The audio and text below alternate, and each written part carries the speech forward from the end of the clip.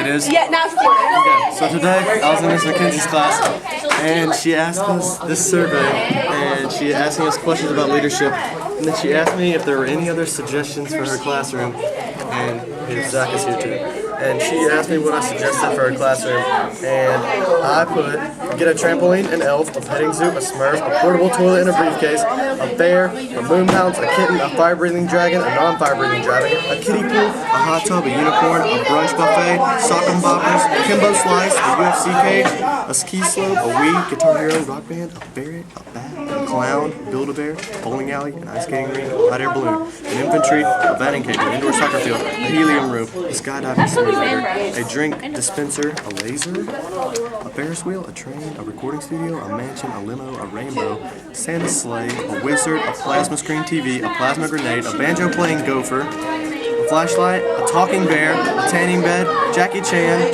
Forrest Gump, cookies and milk, a mini McDonald's, an airplane strip, a race car track, an amphitheater, a wagon, a rocket ship, a pool of jello, and a pineapple house. Pineapple house. Look at Kimbo Slice. I drew him. That's Kimbo Slice right there. Looks just like Megan, it. are you gonna get me a gold?